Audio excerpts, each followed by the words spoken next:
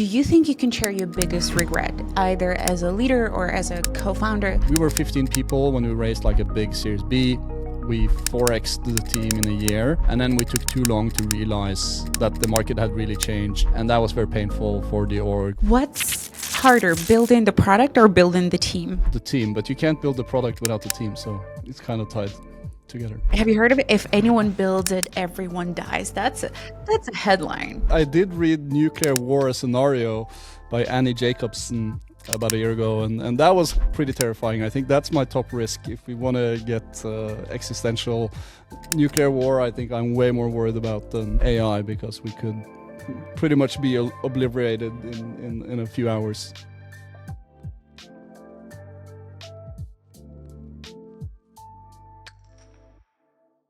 Welcome to the Buildooor, the podcast about founders, builders, and what it really takes to build in this space. I'm your host, Catherine, and I am joined today by Fredrik Haga, co-founder and CEO of Dune. Fredrik, hi. Thank you so much for finding the time and talk to us. I'm really excited to have you on. Thanks for having me. All right, I'm going to start... as I've mentioned before, I'd like to make the Buildooor not a conventional podcast. So I'm going to start with a question that actually caught my attention last year on your X, and it's your Spotify choices. So talk to me about Bach, and if I'm correct, if I'm not wrong, 940 minutes of Bach a year. Talk to me about that. Is this something that calms you down or helps you make decisions? Well, I mean, I don't think so. It's just that I do listen to a lot of Bach, but it's sort of focused music.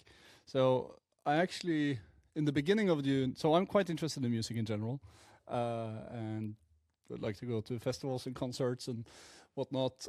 I don't do it as much anymore, but I used to do it a lot. And in the beginning of Dune, I was actually trying to be very hardcore with my focus, and I decided I will not listen to like actual music, if you will. I will listen to, I listen to some like ambient, it was called generative FM.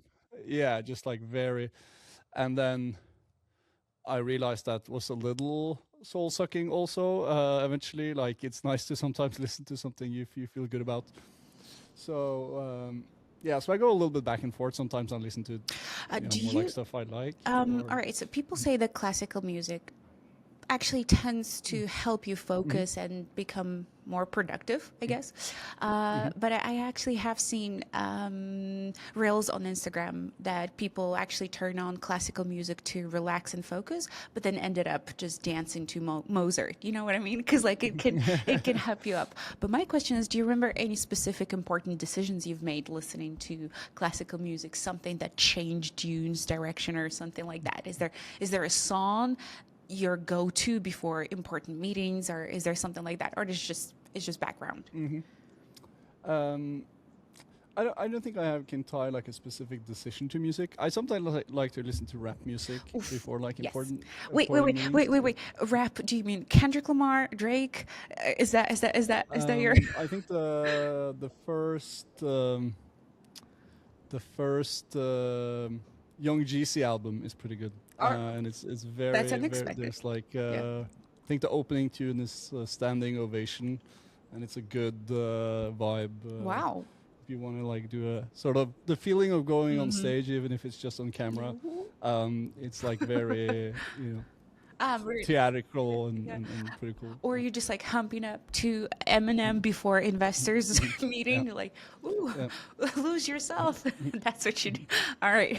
Yeah, but I honestly, I think it's real, especially when Of course. you do like, some very, very important, investor pitches or Of stuff, course. or sales meetings, whatever, you should get into like a sort of rocky state of mind. Yes, so, I'm pretty sure everybody does it.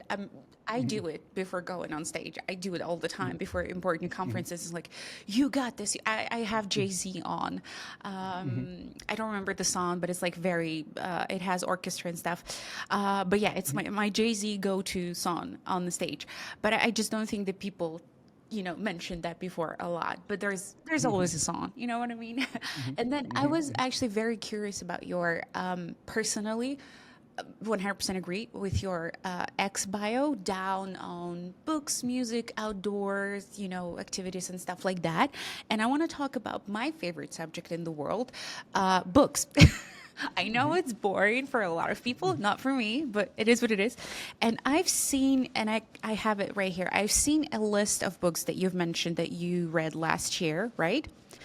And that you think they are helpful, or the best books I read in 2025, right? So there's Breckneck, Down One, Where Good Ideas Come From, Stephen Johnson, and stuff like that. What I wanted to talk to you about is, first of all, do you only read like business-related literature, technical literature, or is there a time and place for fiction, for classics? Talk to me about your literally choices. Um, I would say it tends to be towards sort of nonfiction things and a lot of business books and biographies. I don't think it's definitely not exclusively that, but I think these are often like fairly easy to read. So it can either be, I think my favorite genre is probably biographies, because I like that it's a combination of the business side of things, but also the personal side of things. And I think I actually previously in my Twitter bio I had sort of books without how to in the title. Oh yeah. Which is a bit of was like a dunk on, I don't love these books that are like, oh, how to Yes. make money or Yes. how to do this or that. I those feel are you. very, I think, interesting and like sterilized. But I do really enjoy like a good biography, like all the Elon biographies, or the Steve Jobs one from Walter Isaacson is. And what I love about it is you really get to understand more like where that person was when they made this decision, and okay, how did the iPhone came to be, and what sort of journey that is, and what were the pressures, what were the realities. And I think in hindsight these things are so overanalyzed, and everything seems so clear and straightforward in hindsight. But when you actually have a biographer that went extremely deep into this person, like I also actually read the Oppenheimer biography that the film was based on, like a couple of years before the film came out. And it's so deep, and the guy is so brilliant, but he has so many issues in his life around like the sort of FBI investigations and all the moral questions around this. And he's a brilliant scientist, and I think that's a great format.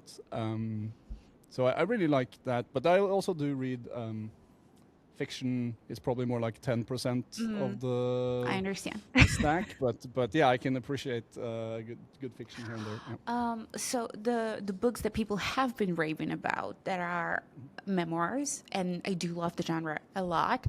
The one that I've read called Private Equity by Carrie Sun. So she used to be an executive assistant to Tiger Global, so the private equity or hedge fund firm that no one is talking about, but in hush hush terms.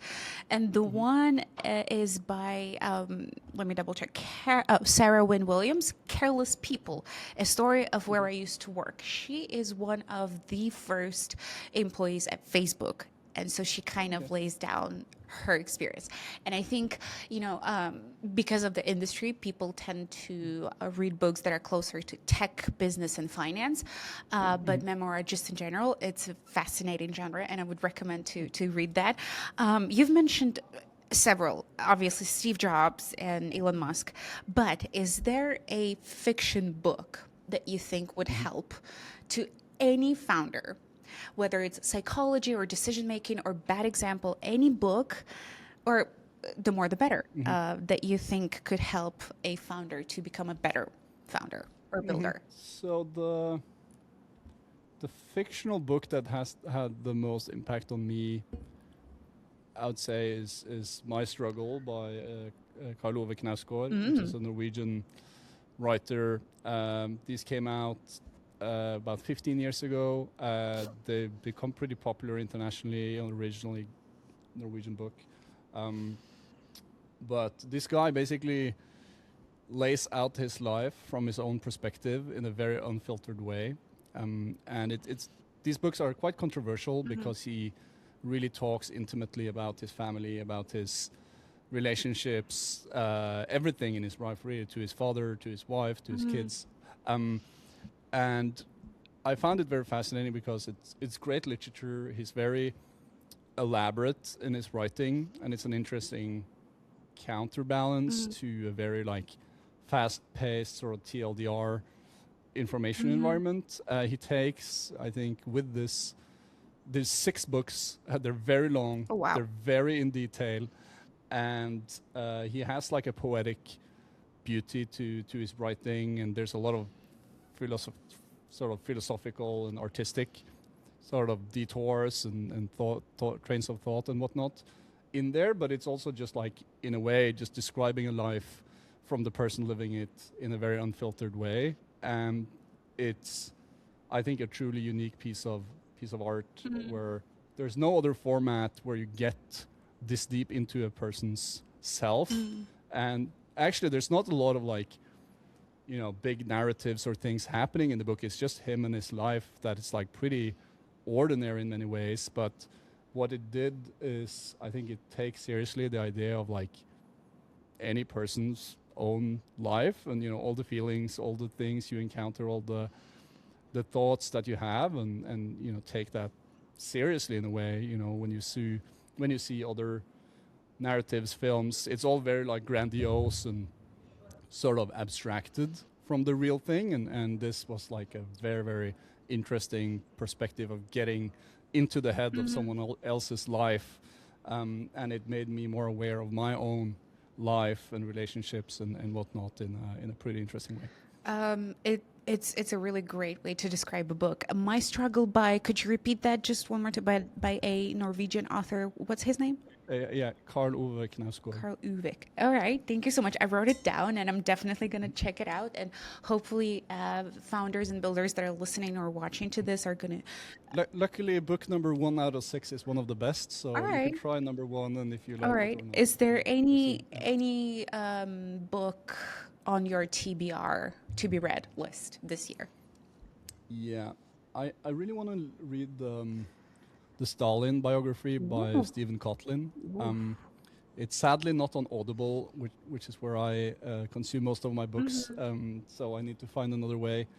But I think this is, as far as I understood, in the same category as like the Oppenheimer book, which is like, you know, it's a true massive brick of a book. It's extremely well researched, and, you know, understanding, you know, also I think, you know, one knows a lot of bad things that happened in the Soviet Union and whatnot, but I think it's super interesting that closer to those systems and how that actually came to be. I read a book on Deng Xiaoping, you know, that transformed China a couple of years ago, and also very, very fascinating story of the Communist Party.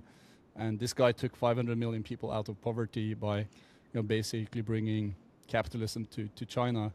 But he did it from within, you know, not with revolution or like dethroning the ruling system. He transformed it from the inside. So also a very, very fascinating story. All right, so Stalin, it is. That's a very. See if I get to it, but that's on my list. It sounds a little bit terrifying, but I do know where you're coming from. Have you heard of the book called "If Anyone Builds It, Everyone Dies"? This is something that I saw in Paris. It's really new, and it's about AI. And I was just like wondering if there is just a PR stunt, you know, AI is going to replace everybody, is going to kill everybody, or is it really something to you know, worth reading? But have you heard of it? If anyone builds it, everyone dies. That's a headline. Yeah, it sounds a little clickbaity. I'm not overly worried about AI. I'm on the contrary quite excited. I think it will change a lot of things, but I think it mostly for good ways, and I just think technology has changed a lot, and mostly for the better. And yes, things will change, and there will need to be adoption. Adjust. Yeah, we'll have to adjust. Adjustment, yes. But overall, I'm not worried. Like, you know, call it naive, but you know, I think ultimately you can unplug the computer, like if the thing is not doing what you want it to do. So I don't see, you know, AI robots killing us and taking over the world anytime too soon. And Oh, thank you so much for yeah. saying that. It's good. Yeah. I'm gonna sleep better. All right. I did read Nuclear War: A Scenario by Annie Jacobson about a year ago, and that was pretty terrifying. I think that's my top risk if we want to get existential That's true. nuclear war. I think I'm way more worried about than AI, because we could All right. So pretty much be obliterated in a few hours. let me wrap it up in a very clickbaity quote by Fredrik Haga. I am much more worried about nuclear war ending us than AI. Is that correct? That is correct. All right. If Yes. any media is listening to this, please take this headline right away. I stand by it. All right, cool. So I'm gonna jump into another subject that might seem a little bit out of nowhere, but I feel like you would understand me, and I know that this subject a pain in the A for everybody, because I read your article that you wrote for the FP, why I left Norway, and the subject is obviously taxes. And so this is a pretty painful, I mean, I love the article, but it feels like you didn't really want to leave Norway, but you had to because you needed to build your company, make it successful, make it profitable. But those capital gain taxes, is that correct? They wouldn't. So unrealized capital Oh, gains. yes, is an unrealized, yes. important clarification. And so a lot of questions based on that. You moved your company to Switzerland, right? Is that correct? Well, first and foremost, me personally. You personally. It's like a personal tax that they have. So the context is Norway has a wealth tax of about 1.1%. It's a bit of a long story of the background on Norway, but basically Norway is oil rich. That wealth has been managed pretty well for about 50 years, and a lot of that has gone to the state, which is good, the people. And then that's become so much money that the oil fund is now very, very big. And so the Norwegian government is largely funded by the oil profits from that fund, which is in and of itself great. The idea when they set up the fund was to basically say, okay, then we can have lower taxes for the people because we can find revenue for the state here. Instead, what's happened is like strong socialist ideas have been sort of taken foot, and there's sort of this implicit assumption that, all the value creation comes from like fish and oil and energy that's already sort of Norwegian resources, so we should just like tax people extremely aggressively. No one should, be super rich. And so you have these sort of socialist ideas. That means there's a very unique wealth tax, which is on your net assets, that Norway has. By the way, Norway also has some of the highest marginal tax on capital gains, on salaries, on other things as well. But this one basically makes it extremely hard to build tech companies from Norway because you raise a lot of capital, it's equity, it's illiquid, you're losing all of that money, you're burning it. But I basically was faced with a tax bill that was many times higher than my net salary because of this scheme. And so I decided to leave, along with hundreds of others running businesses from Norway. And so that's really the story. And then I've become this sort of involuntary unrealized capital gains influencer by these things being discussed in various countries here and there, the UK, the US, then California now, and so my story. And I wrote this whole piece on this whole story, and that tends to get shared whenever someone considers doing taxes like this. So a couple of follow-ups. The first one is, given everything that you've said, is there a tax heaven country for both people and their businesses? And any jurisdiction that is doing it right, especially for crypto companies?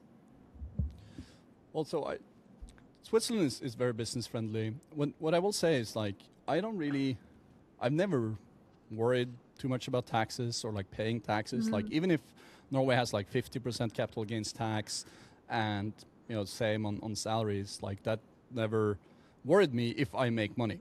This problem with the wealth tax is really that it is extremely weirdly, so it hits really weirdly where you don't have the money, or your incentive is to have a lot of debt in the company, or not raise a lot of money, because then you sort of get paper rich, and then this tax hits you really hard. Or overinvest in housing, like people spend a lot of money on housing in Norway because you then also lever up and it has low tax valuation, blah, blah, blah. So I really don't think a lot about taxes or like worry too much about it. I think it's mostly like you just need to pay taxes when you make money. And I think the fundamental principle of taxes that you should have is like, when a voluntary transaction happens in the economy, you know, I sell you something, I, you know, go buy something at the store, my company makes money, transactions has happened, and like the state can take a cut. And then there's a political question of like, should that stake be high or low? And, you know, it's fine to have different opinions on it. And so I think that's, you know, not something that I care that much about or worry too much about. But ultimately, you know, that's fine. There's just like a fundamentally different thing when you start to tax unrealized things that you don't know the actual value of, and it hasn't had a voluntary transaction in the economy. So that's how I think about it. And then I think, for instance, in the EU, you know, I think there's a lot of like other regulations that's bad for business, GDPR and the AI Act and things that are just like really, you know, hurting European businesses and European wealth creation and growth, which is sort of a little bit different from like the tax question. And I worry more about those things than per se taxes, as long as you do it in the sensible way, which is to tax transactions. So in the article, you've actually mentioned that you had to leave the country, your homeland, right? Does that mean that your family and friends are mostly in Norway right now?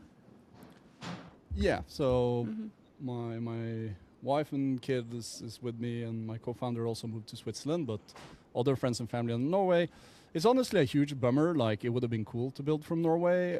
Norway has an underdeveloped tech scene, and, you know, there are really very few success cases. And, you know, we ran Dune from Norway for like 4 years. It was not an obvious thing. You know, we probably could have and should have moved elsewhere earlier. We didn't, because we're like, we like Norway, we want to stay here. And it would be cool to build up a tech scene.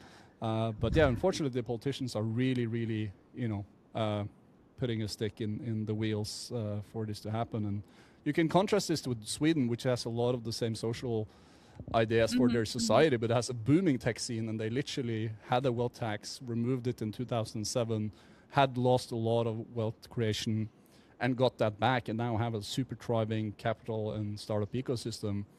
And so it's really frustrating to see the Norwegian contrast to that, which is like people are leaving. Now they're even leaving before they're starting companies.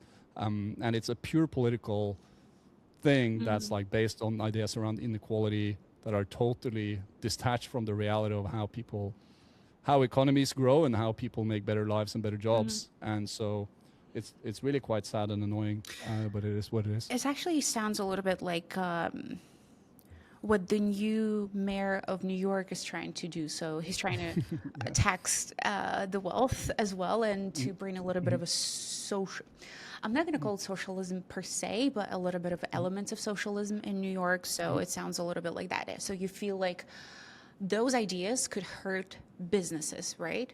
Or directly or indirectly. Yeah, of course, it all depends on the policy.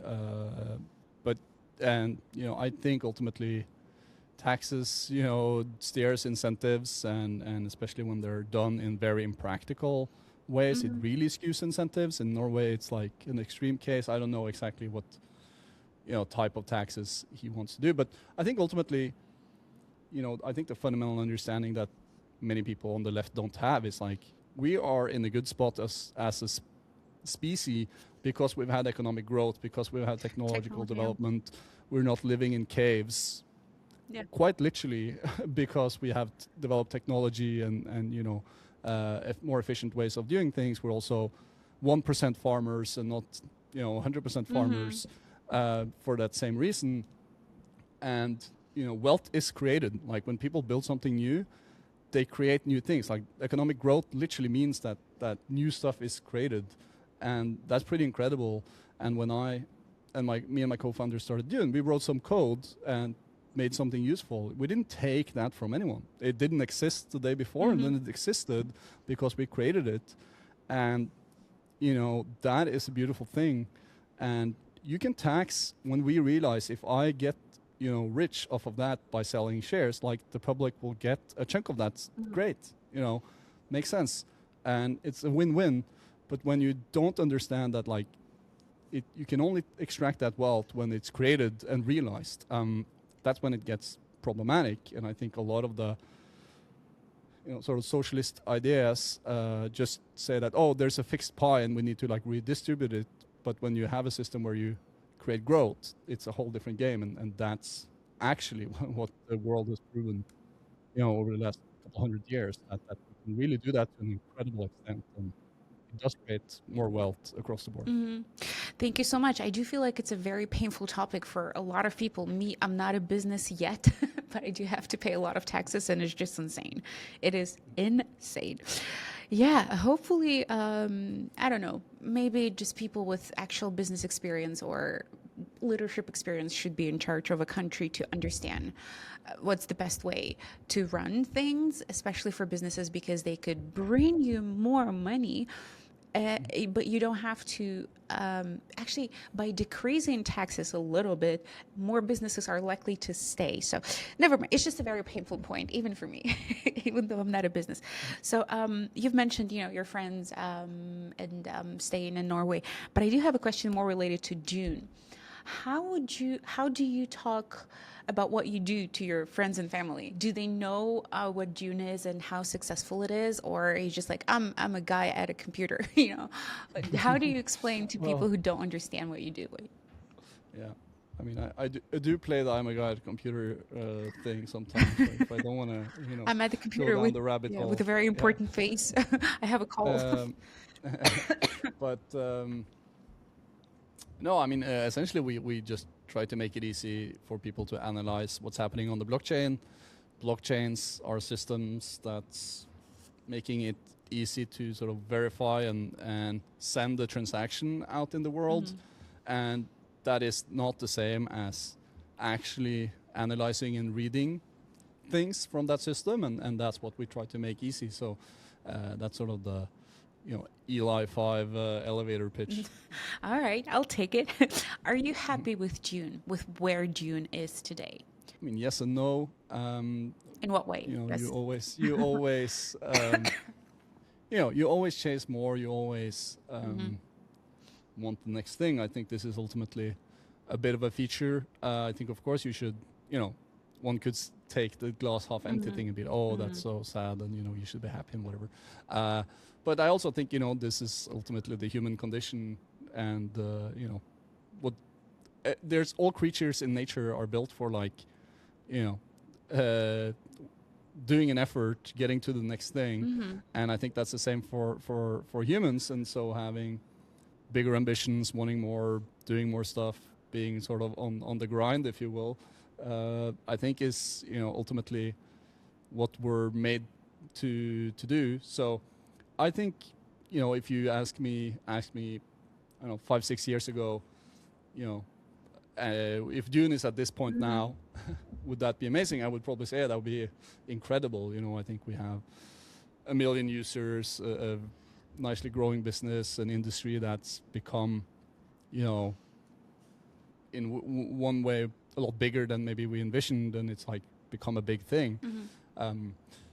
But on the other hand, I feel like we, as a company, have more to execute on. Like, there's a lot of stuff we want to do that we're not good at, and a lot of things that it's not working. But I think ultimately, this is the nature of running and building a company. You will always, see all the things that you want to have that you don't have or haven't gotten to. So. But I think definitely, I would say yes and no. But I think this is good, right? You are, from what I can tell, quite proud of what you've already achieved, and you still want to achieve more. I think that's a good sign for a leader of the company. Correct me if I'm wrong. All right. So you mentioned something to execute that you're not good at. What are you talking about? Is this adding more, or is this about a product, or is this about the team? Can you get a hint on what are you talking about in terms of you're having not troubles, but not the best at executing. I think that's what you said. So what did you mean by that? Well, a few things. So I do think that it's a big moment for the industry now with regulatory clarity, like a lot of big, fintechs and institutions working on stable coins and, exploring putting stocks on the blockchain and whatnot. And so, that feels like a big, important thing happening. An analogy I'm using internally is like there's a wave we've sort of been surfing out there in the waters for like 7 years. And I think surfing is, one of these things where it's actually the most, it looks and seems very cool and sexy from like, From the front end? the outside, Okay. but actually surfing is pretty brutal. Like it's a lot of paddling, there's a lot of swallowing water and half drowning and not hitting the wave and, paddling back out. Falling and, getting back up Exactly, right? again. And so, we've been in this for like 7.5 years now and, out there in the water doing all these things. And I do think that is actually like a real and meaningful wave coming or like, already sort of here. And so, what I care about then is like that Dune has not sort of wasted 7 years in the water, that we are, paddling, positioning, working to be on that wave. And, there will be other surfers in the water, you might slip, so ensuring that this wave, that we're really on it and make it in a big way when the industry is moving in such a big way. So I think that's in like a abstract sense. And then there's a lot of stuff we want to do on the product, like have better data sets that are cleaner for like various use cases. And we're a bit of a horizontal product, so we need to like be clear on like which exact data sets help which exact customers to do their specific workflows. Okay, which tools are they using? Can we like let Dune connect to more tools? How can we, not just build that product? We've a long time been like a very product and eng oriented org, but like actually tell the story to the customer, present the right use cases, like, these type of things on a more practical level, is stuff we're working on. And then we have a developer product that's fairly new. How can we ensure that more people know about our developer APIs that are real-time data for applications, not analytics data for dashboards?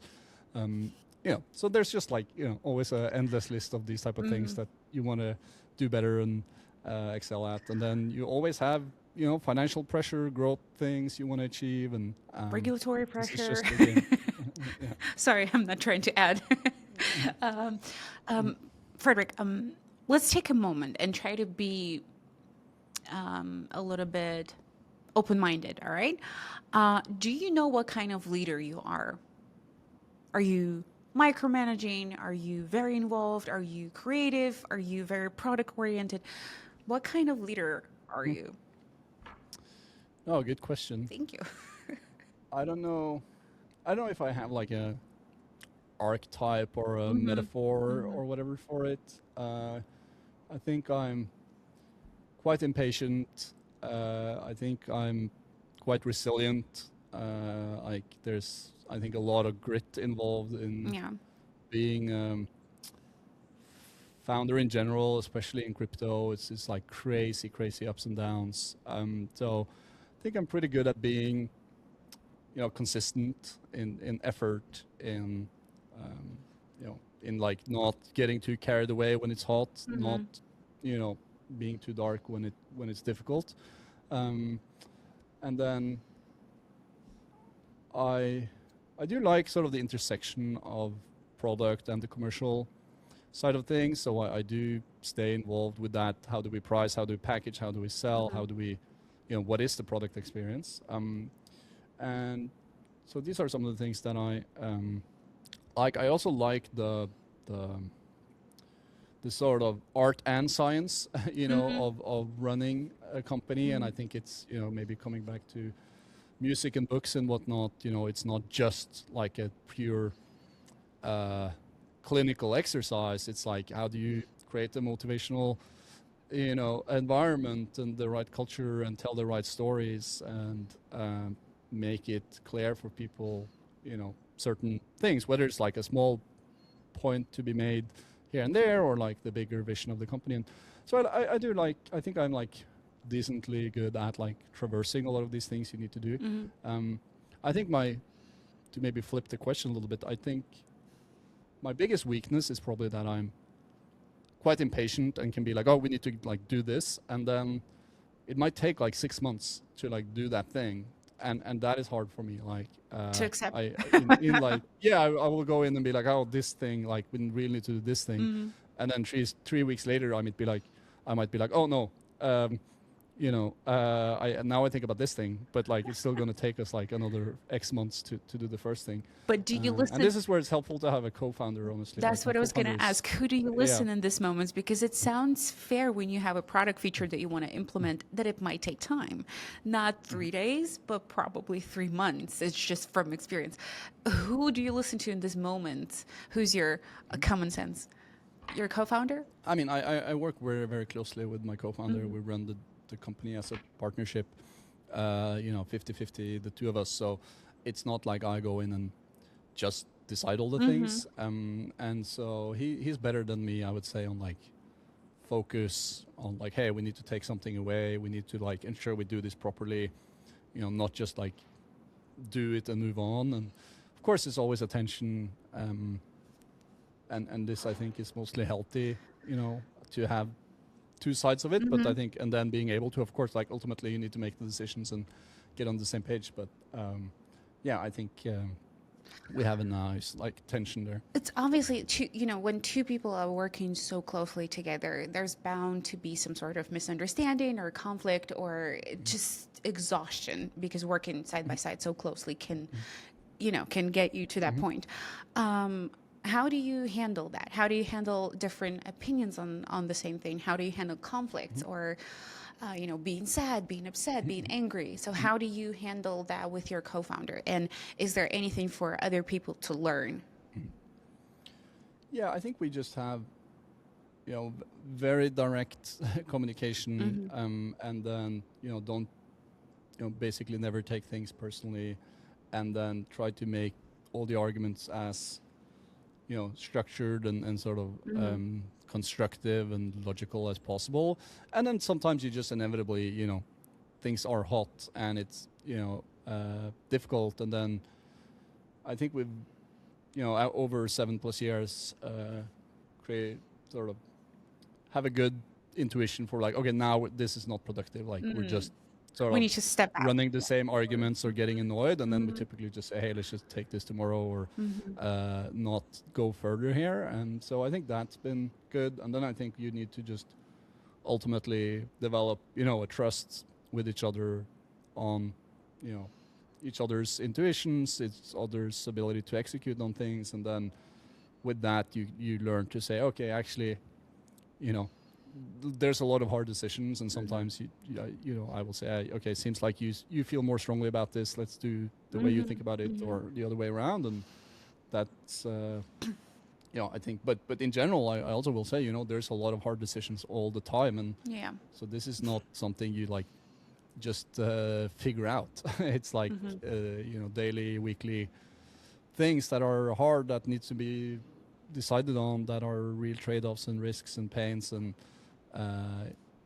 you do have to learn to live with that, and between more stakeholders than just yourself also. Speaking of learning to live with that, do you think you can share your biggest regret, either as a leader or as a co-founder? It could be a product decision. It could be firing or not hiring someone. So something that you regret in terms of your work life. Yeah.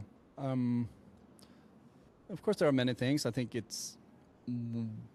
I do think it's like ultimately it's hard to, you will make mistakes, and I'm not maybe one that will sort of blame myself too much. Like I think some people are very reflective on these things. I'm probably not that. I'm more like, okay, we did this, we tried it didn't work, or that was painful, so let's do it some other way.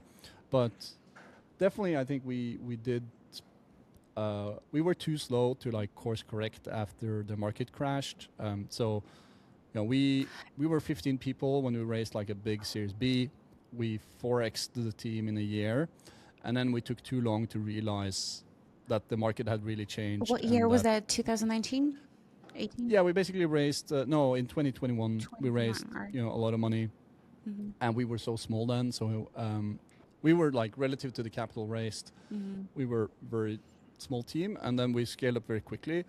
And then in 2023, after FTX happened and we had scaled up, we had too many things to figure out and too many people in the team, and eventually we did sort of make the team smaller and focused more and figured more things out, but we took too long, and that was very painful for the org, for us, to get to those realizations. And honestly, this is like the downside of raising a lot of money.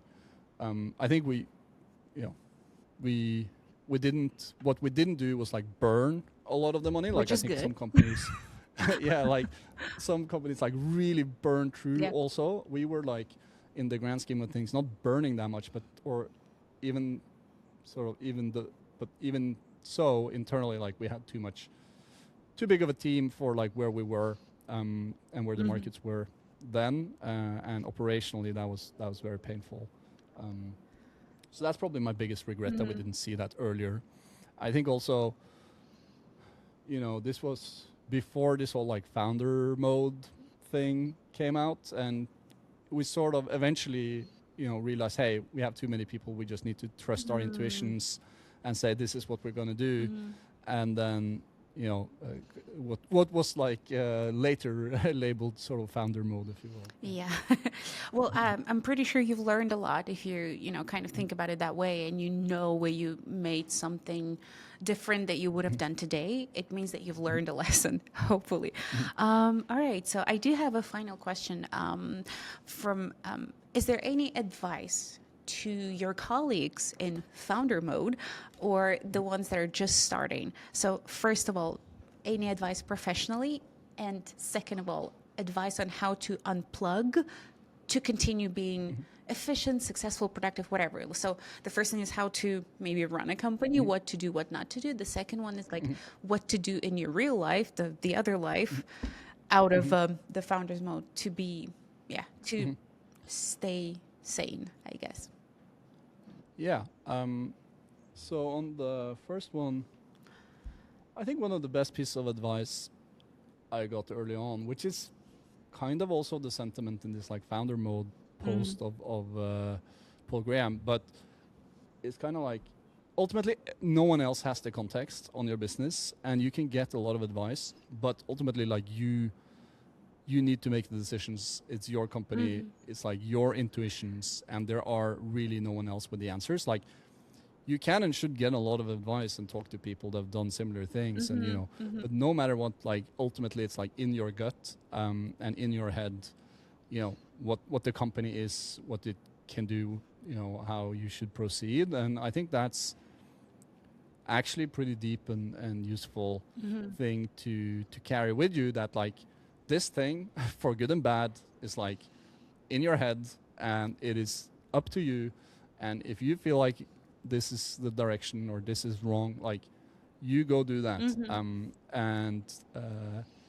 And so basically, there's this sort of framework of like what's input and what's decisions, and which we use sometimes internally. Someone gives input into this and someone else decides, and ultimately on all big things with the company, like you decide. You can get input from other people, but it's they will on you. never It's know your all the responsibility things. also. Yeah. So, but I think that can also be a freeing thought, because sometimes you might be like, oh, all these people are saying these things, so I'm sure I should follow that because they have more experience or whatever, right? But ultimately, you should have that intuition. So yeah, that I think is a good advice. And then on the personal front, I think I'm pretty good at being like consistent with. So there's like a few things. I basically sleep 8 hours. Now I have a small kid, so it's actually a bit of an exception. But I basically, like throughout my life, before a kid at least, and many years of Dune, I sort of, if I, maybe I go party or I'm jet lagged or something, so it's not like 100%. But most days I sleep my 8 hours, which I think is super healthy and useful. Yes. Yeah. I work out like 3 times per week. I've done that for 10 years now, I think. Is it a gym or any other kind of I sport? mostly do running. Running. Any sport goes. I like running because I get to go outside. It helps me clear my mind, and I enjoy that. But it could be, I prefer sort of that or more like sports like tennis or Activities, yeah. skiing or stuff like that. But the only hard rule is sort of basically like a 30-minute at least workout 3 times per week. I probably skipped this like 5 times in 10 years, like 5 weeks, because I've been sick basically. Well, that's pretty consistent. Yeah. And then like I read at least 12 books per year, and I do some fasting, like I don't eat breakfast. I also deeply believe in constraints. All right. So Yeah. that's like, I think the things that I'm like, I just try to stay consistent on. I don't think it's like crazy impressive or crazy, this or that, or like very like, I'm really not one of these people that are like, oh, I'm gonna get into this like crazy scheme and like, oh, be the perfect human. Like, I'm like, okay, if I can just tick these 4 boxes or whatever every week, like, that's healthy. And of course, like I spend time with family, I spend time with friends, with other things, like I don't know, going to concerts. Like I do believe in this, letting the mind have some other impulses. But of course, like you spend most of the time working on the thing, and yeah. So I would like to say that the way that you're kind of approaching things on the personal side, it feels a lot more successful because smaller steps lead you to more consistent routine and more consistent results. Because if you're just like in this beast mode and you're going to change everything and you're going to, this is like a global, I'm going to change everything in my life, this is probably likely to fail. So your routine and your approach seems more consistent. But overall, Fredrik, thank you so much for your time. It was very useful, very pleasant, especially the books part. I'm sorry, I'm a book nerd. Thank you so much for your time. And yeah, good luck with building Dune to what you would like it to see. Thank you. Thank you. Yeah, thanks so much. Really enjoyed it.